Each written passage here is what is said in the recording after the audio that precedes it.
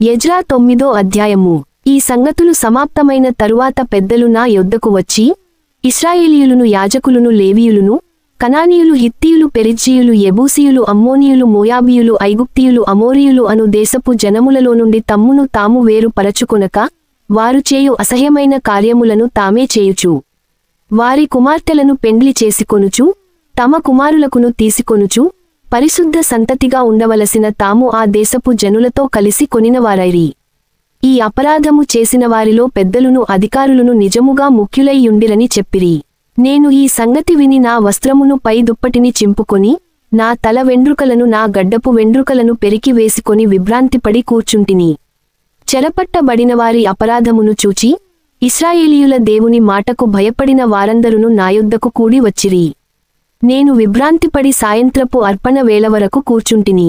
సాయంత్రపు అర్పణ వేళను శ్రమ తీరగా నేను లేచి, నా వస్త్రమును పై దుప్పటిని చింపుకొని మోకాళ్లమీద పడి, నా దేవుడైన యెహోవా తట్టు చేతులెత్తి, నా దేవా, నా దేవా, నా ముఖము నీ వైపు ఎత్తి కొనుటకు సిగ్గుపడి కిన్నుడనై యున్నాను.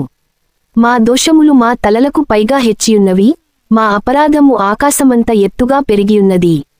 మా పితరుల దినములు మొదలుకొని నేటివరకు మేము మిక్కిలి అపరాధులము. మా దోషములను బట్టి మేమును, మా రాజులును, మా యాజకులును అన్యదేశముల రాజుల వశమునకును, ఖడ్గమునకును, చెరకును, దోపునకును నేటిదినమున నున్నట్లు అప్పగింపబడుటచేత మిగుల సిగ్గునొందినవారమైతిమి.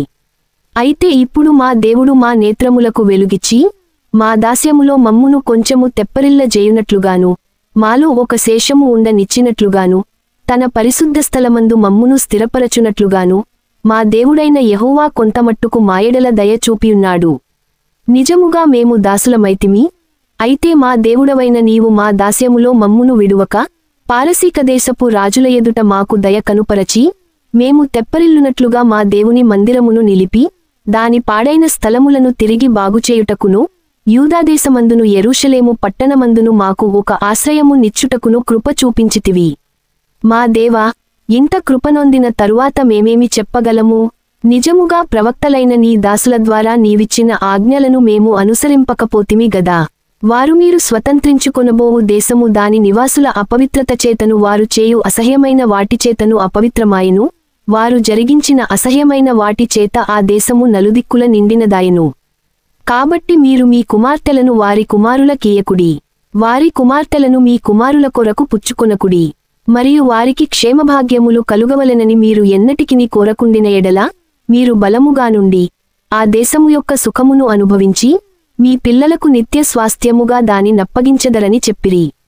అయితే మా దుష్క్రియలను బట్టియు, మా గొప్ప అపరాధములను బట్టియు ఈ శ్రమలన్నీయు మామీదికి వచ్చిన తరువాత, మా దేవుడవైన నీవు మా దోషములకు రావలసిన శిక్షలో కొంచెమే మామీద ఉంచి, మాకు ఈ విధముగా విడుదల కలుగజేయగా మేము నీ ఆజ్ఞలను మీరి, ఈ అసహ్య కార్యములను జరిగించిన జనులతో సంబంధములు చేసుకొనిన ఎడల, మేము నాశనమగువరకు శేషమైనను లేకుండునట్లును, తప్పించుకొనుటకు సాధనమైనను లేకుండునట్లును నీవు కోపపడుదువు గదా.